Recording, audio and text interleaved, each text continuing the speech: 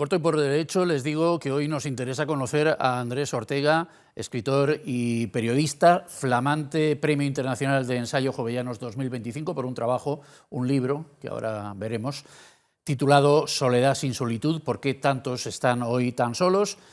Y bueno, muchas más cosas, porque tiene una biografía cuajada de acontecimientos importantes, incluso políticos, porque, don Andrés, muy buenas tardes. Buenas tardes. Usted creo que trabajó con Felipe González, con José Luis Rodríguez Zapatero, y no sé si con Pedro Sánchez ha tenido oportunidad, ha querido, ha podido.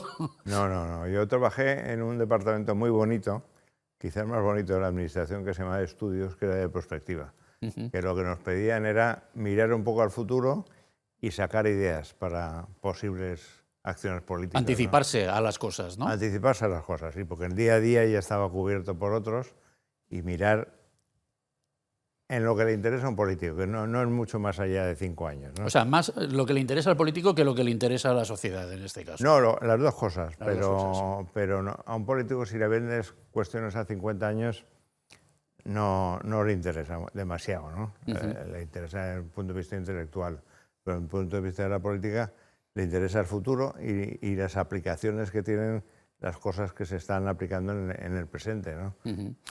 Yo introduje la primera línea de Internet en la Moncloa en el año 94-95 y fue un lío desde el punto de vista de la seguridad, porque hubo que tender una línea especial y era para ver qué era eso y cómo funcionaba, ¿no? ¿Recuerda usted algún hito particular de esos periodos en los que trabajó usted con presidentes del gobierno? Sí, yo recuerdo que fuimos muy activos en la Guerra del Golfo para promover una relación más estrecha con el mundo árabe y especialmente el Mediterráneo. Luego tuvimos un papel muy de estudios y de adelantarnos a la cuestión de la integración en el euro, cuando no se sabía si España se iba a meter o no. Y luego, ya unos años después, con Rodríguez Zapatero, yo entré en mayo de 2008 y en septiembre se produjo la crisis y entonces estuvimos trabajando en temas de la crisis y de la crisis económica y luego la crisis monetaria, ¿no?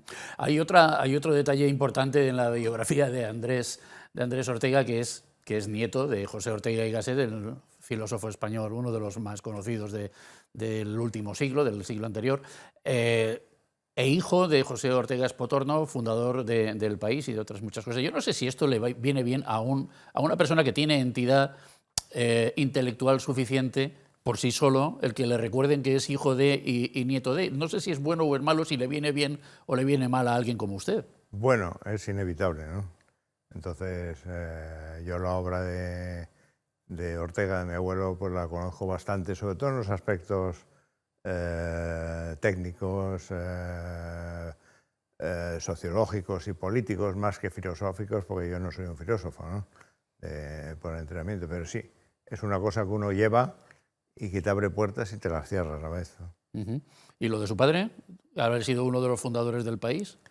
No, también, pues yo trabajé... Bueno, usted ha trabajado en el País Yo también. trabajé en el País 10 años, entonces a veces me miraban como el hijo del presidente y del fundador, pero bueno, cuando una de las primeras asignaciones fue ir a cubrir los líos que había en Irlanda del Norte con las huelgas de hambre de Bobby Sands y eso, y en la redacción estuvieron diciendo, uy, cuidado, que a ver si le pasa algo.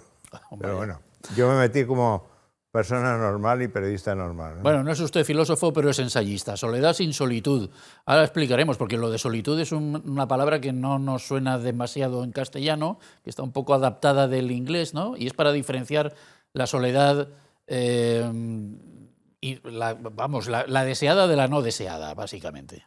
Bueno, es un poco más que eso, pero solitud sí existe en castellano. Y si no lo buscan en la Real Academia, está, pero en el sentido de sitio desértico o algo así, y se usaba en el castellano antiguo. Y yo quiero recuperarlo justamente para hacer esa diferencia que hay en lenguas anglosajonas entre loneliness, que es la soledad intrínseca del hombre, o la que se siente y la que hemos creado al crear las sociedades que hemos generado, de la solitud en inglés, que es un poco la introspección, lo que Ortega llamaba la retirada estratégica a sí mismo, ¿no? que es necesaria, yo creo, y de la que nos estamos alejando. ¿Y no se le ocurrió ni por un instante que el título fuera al revés, Solitud sin soledad, en vez de soledad sin solitud? No, porque la soledad yo creo que es un fenómeno que ha crecido por el tipo de sociedad que hemos construido, por las tecnologías, pero también por la urbanización, por la ruptura de relaciones familiares, por la ruptura de relaciones sociales, pérdida de capital social. Y lo que sí creo es que las mismas razones que llevan a aumentar la soledad nos llevan a impedir la solitud, que yo creo que, como decía, es absolutamente necesaria. El saber retirarse uno mismo, ya sea por tranquilidad, ya sea por reflexión o para crear cosas, ¿no? Yo creo que ninguno de los grandes descubrimientos científicos de los últimos siglos se ha hecho. Se hace, por supuesto, en comunidad, pero se hace mucho estando solo y dándole, como decía Newton, cuando le dijeron lo de la manzana, dijo, no. Dice, ¿cómo lo ha descubierto usted, lo de la gravedad? Dijo, dándole vueltas a las cosas. Y eso requiere solitud, requiere también silencios y áreas de... Y sin embargo hay mucha gente, sobre todo los más jóvenes, que opinan que con música se hacen mejor las cosas, con unos auriculares puestos en la cabeza, que le da para pensar y le da para todo. Bueno, sí, yo cuando era joven también estudiaba con música y es cuestión de saber abstraerse, ¿no? Y en una reacción, yo estaba en reacciones, antes había mucho ruido, ahora ya no, pero antes había máquinas de escribir, sí, y uno acaba no oyéndolas y concentrándose en su texto, ¿no? Eso es cuestión de saber concentrarse uno en lo que está haciendo en ese momento. Pero no se nos entrena para eso, no se nos entrena para saber concentrarnos. No, eso es lo malo, eso es lo malo, que hemos perdido la solitud, la soledad deseada, la capacidad de soledad deseada, y no se está ni generando los marcos donde se pueden crear o son propicios para esa solitud, ni educando a la gente a la introspección y a estar solos. Hay países que sí lo hacen, ya de niños les enseñan a meditar, a saber estar solos. Los niños necesitan compañía, pero también necesitan estar solos. Y uno de estos países es evidentemente Japón, que se les enseña eso, que está muy ligado a la cultura asiática y de extremo oriental. Pero hay otros países muy diferentes donde también se enseña eso, como Finlandia, ¿no? ¿Y en Occidente qué pasa? ¿Solamente los que tienen retiros? No sé, estoy pensando monjas de clausura y personas que tienen una cierta capacidad de retiro podrían estar practicando la solitud. Bueno, eso, y los científicos y los escritores y la gente normal, ¿no? Pero en Occidente yo creo que no es solo Occidente, esto pasa en todos lados, que la sensación de soledad, pues la soledad es un sentimiento, una sensación que la gente tiene, ha crecido mucho en los últimos años y sobre todo desde los años 50. Y entre los jóvenes hay un momento que está claro, que es hacia principios de los años 2000, que es cuando salen los teléfonos inteligentes. Y entonces las pantallas les absorben, les alteran, diría Ortega, ¿no?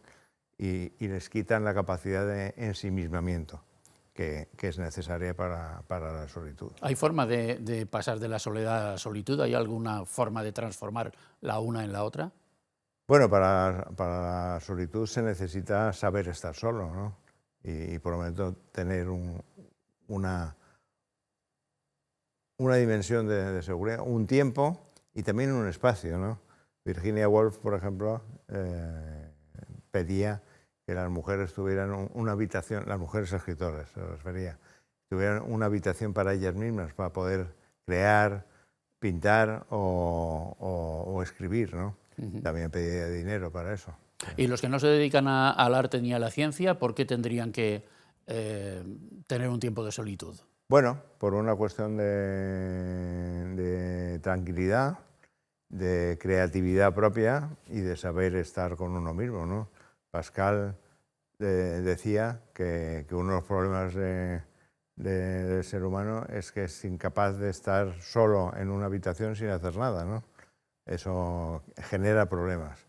Y eso también hace que estemos alterados todo el rato, que las pantallas nos absorben, las nuevas empresas tecnológicas nos roban la atención, que es un bien muy preciado, y que ellas nos cogen. E incluso yo creo que también hay que reflexionar para no depender siempre de las cosas o del consumismo, ¿no? De saber lo que queremos y no estar abiertos a lo que las empresas quieren que queramos, ¿no? Se nos está no sé cómo decirlo, de monetizando con estas maquinitas, con estas nuevas tecnologías que absorben nuestro tiempo, el tiempo que deberíamos dedicar a pensar, a reflexionar, a estar solos, tranquilos, a relajarnos, lo estamos invirtiendo en excitarnos con competiciones de jueguecitos en las máquinas, en los móviles y generando economía para determinadas empresas. Sí, hay toda una economía de la tecnología y de la atención, ¿no?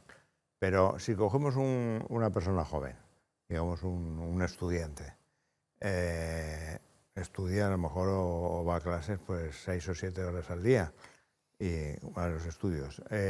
Luego dedica a estar con su teléfono o con su ordenador 6 o 7 horas al día. En el caso de España son un poco menos, y de esas 6 o 7 horas, 4 las dedica a las redes sociales. Y luego el tiempo de dormir quiere decir que no tiene tiempo ya ni hábito de leer, de pensar, de reflexionar. Y por eso yo creo que esta frustración y esta simplificación de la vida y de los mensajes, ¿no? Que uno se ha acostumbrado a leer las noticias en titulares y ya no va al fondo de ellas o busca la profundidad de las razones de algo que está ocurriendo, ¿no? Y sin embargo, los hiperconectados piensan que están más unidos a más gente que el resto. Sí, yo creo que hasta cierto punto todo no es criticable. Las redes sociales, el WhatsApp y este tipo de cosas permiten a mucha gente que está muy separada, por ejemplo, familias donde un hijo está trabajando o estudiando fuera, conectarse. Lo vimos en la pandemia, eso facilitó la comunicación entre la gente, pero también las redes sociales nos meten en esferas donde nos relacionamos solo con gente que piensa igual, claro, porque nos dirigen, ¿no? Nos dirigen, solo te mandan cosas los famosos algoritmos, ¿no? Que ya te van buscando a los afines. A los afines, que crean eso que se llama cámaras de eco, donde uno solo recibe opiniones o informaciones con las que uno comulga, ¿no? Digamos.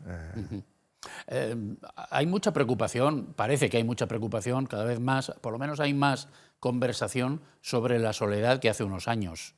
Hay quienes incluso catalogan esos niveles crecientes de soledad. Cada 2 por 3 tenemos noticia de alguien que ha fallecido y no se habían enterado ni sus vecinos y lleva 10 años fallecido en su casa porque estaba solo. Bueno, pues hay algunos que creen que estamos ante una enfermedad o una epidemia incluso. Yo no creo que sea una enfermedad, sino una condición, ¿no?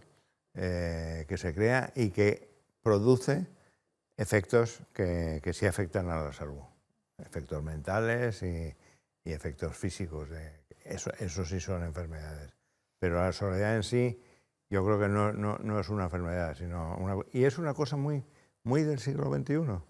Ha crecido muchísimo en estos años, ¿no? No solo la soledad en un sentido negativo, sino también la cantidad de gente que vive sola. Especialmente mujeres, que no son solo mujeres mayores. También hay mucha mujer joven que ha decidido vivir sola, porque prefiere y no busca un marido, ya no tiene esa presión por casarse o por tener pareja, y eso ha aumentado en todas las sociedades en Estados Unidos. Pero entonces, ¿qué está fallando? ¿En las relaciones sociales qué falla para que tengamos estas nuevas situaciones que en principio no son especialmente deseables? Yo creo que falla el entorno físico que ya no existe de relacionarse con gente. Es decir, han desaparecido bastante las fiestas del pueblo, las comunidades reales. Hay un sociólogo americano que se llama Robert Putnam, que hace 20 años ya escribió un libro que se llama Jugar a los bolos solo. Porque jugar a los bolos es una actividad muy de hombres, pero que se van los viernes todos juntos. Aquí lo podemos traducir por jugar la partidita solo, ¿no? Todo eso ha desaparecido y no ha sido reemplazado por otra cosa. Entonces ahora mucha gente se conoce a través de aplicaciones o las apps tipo Tinder o cosas esas, porque no hay marcos donde conocerse presencialmente, ¿no? Y entonces prefieren, eso reemplaza eso, pero en el fondo muchas veces son relaciones falsas. Y los que más sienten la soledad, curiosamente, son los más conectados, que son los jóvenes. Los jóvenes, puede parecer una paradoja, pero son los que, en estos estudios, son los que más se sienten solos con los más mayores, ¿no? Ya se dijo durante la pandemia que los jóvenes estaban padeciendo, el confinamiento que tuvimos durante la pandemia, que los jóvenes estaban sufriéndolo especialmente y que luego iban a tener problemas de relación y de sociabilidad. Sí, y yo creo que los jóvenes que no tuvieron la experiencia, por ejemplo, de ir a la universidad durante la pandemia, pues lo sufrieron, porque la universidad no es solo la enseñanza y leer libros, es también el relacionarse directamente con los profesores y con otros alumnos que tienen tus mismas preocupaciones y tu misma edad, ¿no? Cuando usted se plantea en el título del libro, Soledad sin solitud, ¿por qué tantos están hoy tan solos? ¿Llega a alguna conclusión, más o menos a las que estamos comentando ahora, supongo, ¿no? ¿O hay alguna conclusión madre, digamos, de las que pueden desprenderse algunas de las cosas que ya hemos dicho? No, yo creo que se debe al tipo de sociedad que hemos creado los seres humanos, ¿no? Es decir, ya cité antes la urbanización creciente, la separación de las familias, la ruptura de los lazos presenciales entre la gente, pero también la obsesión por estar mirando las pantallas, estar mirando las redes sociales y ver cuántos me gusta tengo, cuántos amigos tengo, eso que se llama amigos, que también es falso. Pero el número de amigos también ha disminuido, ¿no? En Estados Unidos, por ejemplo, hace 20 o 30 años la gente decía que tenía, pues a lo mejor una media de 15 a 20 amigos. Ahora ha bajado a 3 amigos, en el sentido de gente en la que confía, en la que le cuentas cosas más íntimas. A lo mejor es que ahora son más sinceros, porque... Y ahora ha bajado a 3. Porque tener 15 amigos íntimos es muy difícil, ahora y antes, vamos, ¿no? Bueno, usted ha tenido más de 15 amigos íntimos. Se dice que... Es que no da tiempo, no tienes tiempo para distribuirlo entre ellos, Que ¿no? más de 5 o 6 es difícil, ¿no? Es difícil. Es difícil, ¿no? Pero ha bajado, y eso es porque la gente no se conecta presencialmente, ¿no? Y ya no tiene confianza en otra gente. Hablábamos antes de las máquinas, y las máquinas empáticas, porque da la impresión de que estamos sustituyendo amistades humanas por amistades robóticas o vinculadas con la inteligencia artificial, con las nuevas tecnologías. Bueno, eso no me dio tiempo a meterlo en el libro, pero estos días está saliendo que estas inteligencias artificiales nuevas, de grandes lenguajes, tipo ChatGPT, o la que está lanzando Elon Musk, que se llama Grok, están lanzando parejas artificiales e incluso sexo artificial, ¿no? Y lo cobran, porque eso también es una fuente de negocio de esa economía de la soledad, ¿no?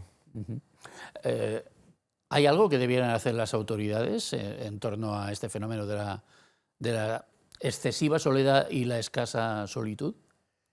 Lo que creo que no deben hacer es soluciones tipo orgánicas, de crear un ministerio de la soledad, porque eso no vale. No iría nadie. Lo intentaron en Inglaterra y no en el Reino Unido y no no funcionó y ahora lo han quitado, han dejado una unidad dedicada a eso, pero yo creo que los gobiernos, en general la política, tiene que responder a la necesidad de crear espacios vitales donde la gente se conozca en persona, ¿no? Y eso no es tan fácil. Y sobre todo tiene que pedir a la sociedad que haga un esfuerzo por esas relaciones, ¿no? Hay programas y hay políticas que se están lanzando en Suecia, por ejemplo, donde hubo un exceso de soledad derivada de la burocratización del estado de bienestar.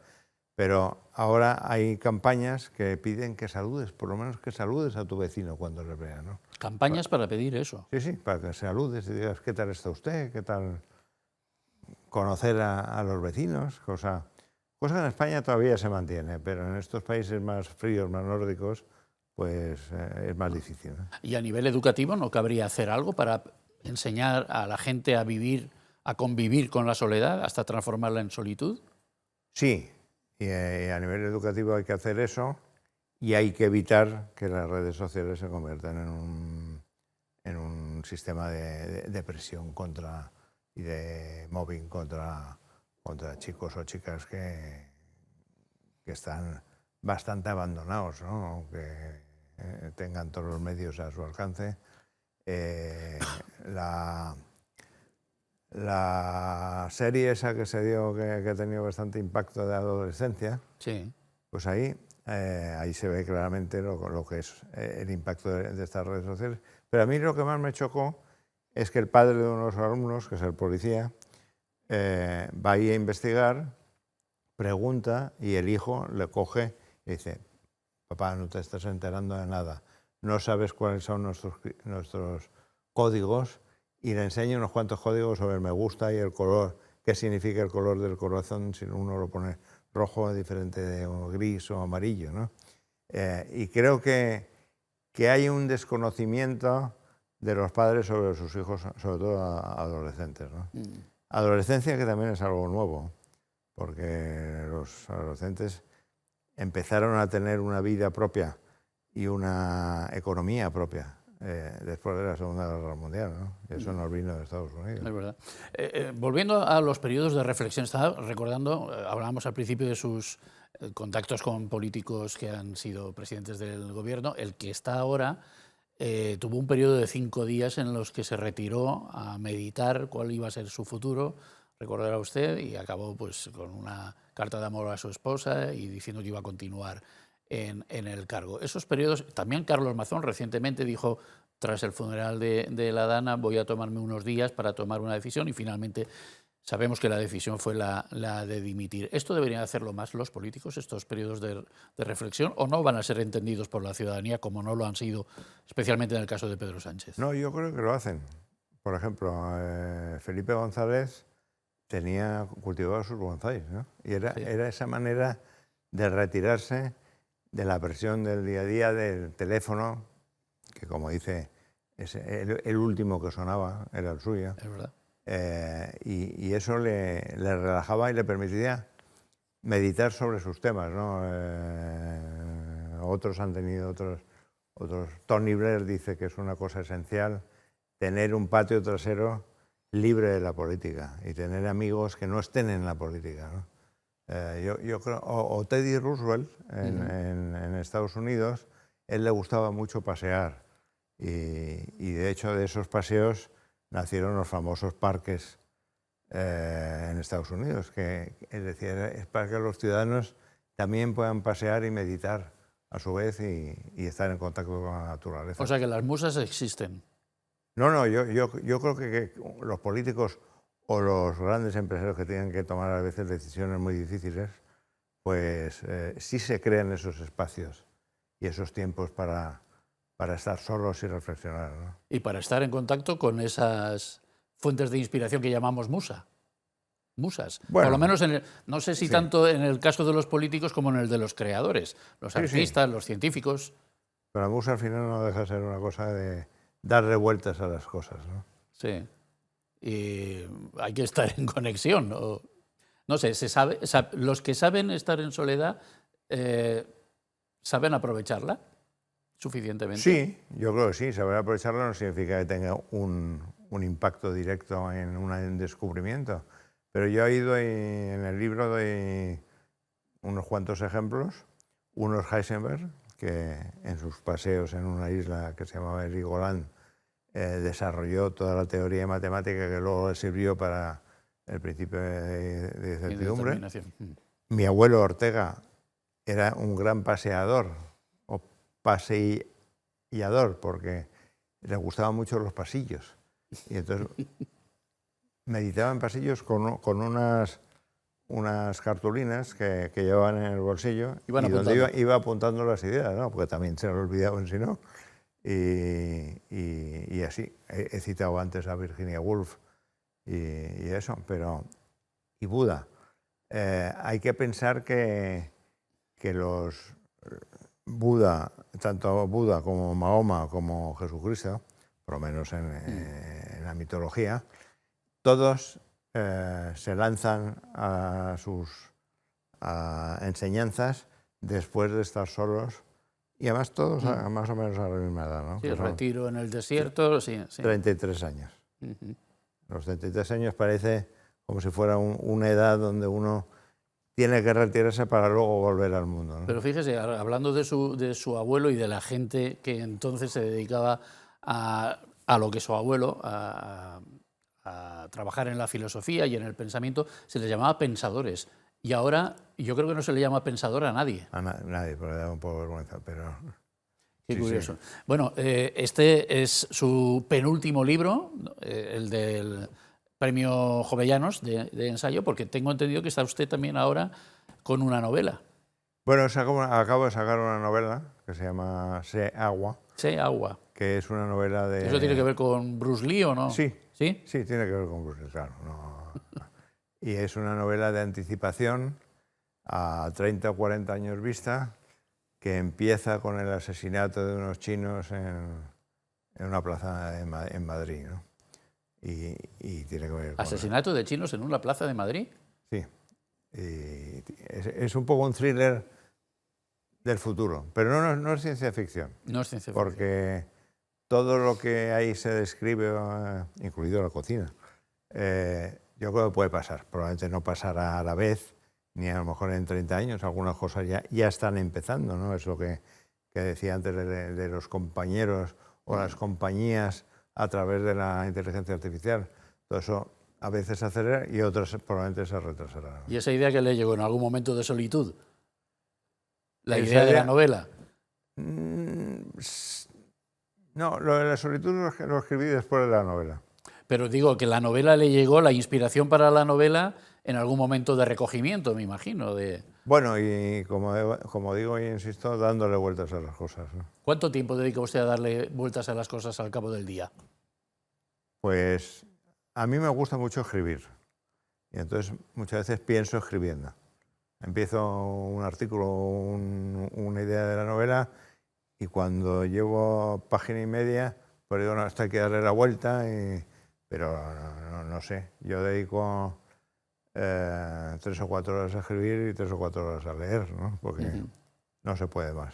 No, es complicado. Don Andrés Ortega, le agradezco mucho que no nos haya dejado solos hoy y hayamos podido hablar de sus creaciones, porque ahora lo tendremos que decir ya en plural, y de asuntos tan interesantes como el de saber distinguir la soledad de la solitud, de la soledad no deseada, de la que nos puede resultar incluso fructífera. Muchísimas gracias, don Andrés. Muchas gracias a vosotros. Gracias.